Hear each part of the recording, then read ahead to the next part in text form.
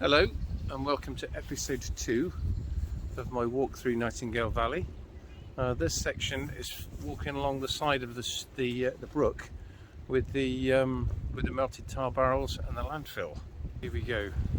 There's a thing about walking through the woods, and maybe dog walkers can explain this to me, is why you go to the effort of bagging dog poo and then hanging it on a tree. It's a mystery. As I come back, I'm going to pick that up and go and put it in the dog poo bin, which is a bit annoying because I don't even have a dog. Naughty dog. Right, well this section is a bit odd. You can see already there's bricks and all kinds of rubble and stuff embedded in the side of the hill. You can see some bricks just up there rolling down the hill. And then here you can see the remains of some rusted tar barrels. And these are the tar barrels that lots of people will describe to you as the dreaded tar barrels of Nightingale Valley.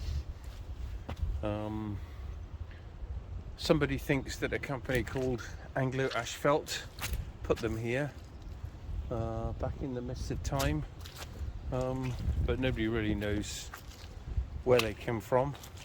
And how do we know they're tar barrels? Well, if you look closely you can see the melted tar that's come out of them.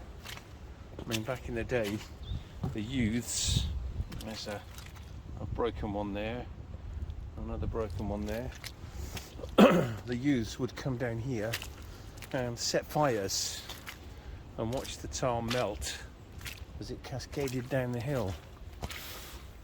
We also know that it's a landfill site, and one of the issues if you bring your dog for a walk here is all the broken glass, and there's loads of it. It's not just a little bit, there is quite literally tons and tons of broken glass. And it's not modern glass either. I mean, that's a bottle top from I don't know when, long time ago. So we get lots of inquiries from people. See, that's quite nasty. I mean, there's a great big lump of rubble sticking out of the ground, but if you scratch the surface you get even more.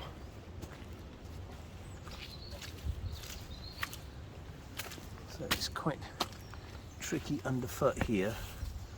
Nobody knows exactly how many tar barrels or how much rubble and crap there is here, but it's a lot. See, there's loads of melted tar here, more broken glass. And whilst the valley itself is beautiful,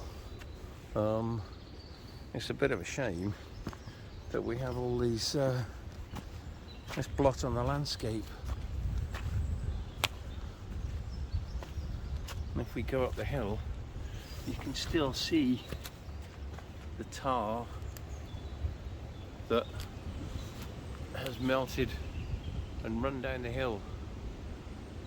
I'm not sure how well this is going to come out in the video, but it's well, it is what it is. And lots of broken stuff, bits of rubble. I think that this is probably related to the end of the Second World War, when there were so many buildings in the centre of Bristol that had been bombed, that needed to be cleared out of the way. Durham 84. I wonder what that's about. Might do some research when I come back, when I get back home, and see what I can find. I'm slightly worried looking at that piece of detritus there. Looks very much like it might be a piece of asbestos. So we have no idea what's under the ground in terms of the chemical pollution from the the chemicals that were in the tar were, or indeed some of the stuff that was chucked down here. Underfoot it's all bricks and mud and bricks, but at the same time we can hear the birds tweeting in the background. Right, this is going to be fun. You can see some more tar barrels in the distance. This is quite tricky. Probably break my bleeding neck going down this section. Yay! And more tar barrels. The lady on her phone. Hello.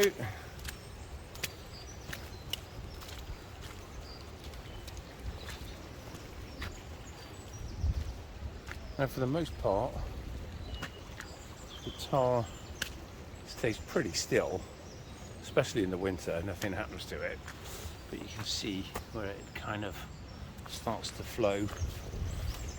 And there was a little bit I discovered last summer where the summer heat seemed to have got to some of the tar, and it broke through and started to flow down the slope again.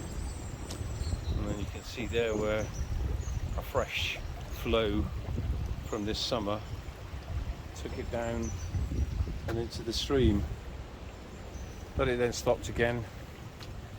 The metal barrels themselves will rust away over time, I'm sure, but the tar is going to stay with us for a long time.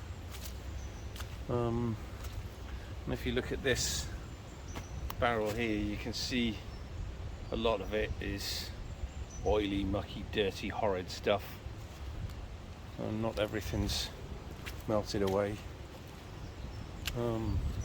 We've asked the council to put some signs up to warn people about the pollution along this side of the river, but we don't know when it's going to be. And so coming up to the end of this section, we have what I like to call the witch's tree.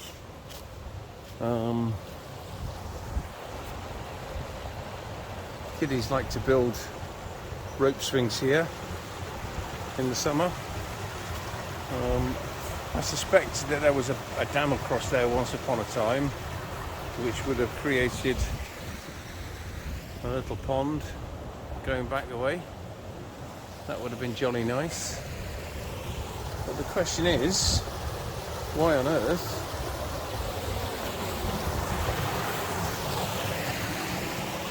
would people want to brick this tree up? It's a big old tree. Can't really get a proper view of it from here, but I'll do that from the other side later on. It wasn't really to brick up an evil old witch. It was to stop people from setting fires underneath the tree and to rescue it. It is a hybrid London plane tree, so I'm told. So there it is. So this is the section that we walked from the footbridge to the London plane tree on the tar barrel side.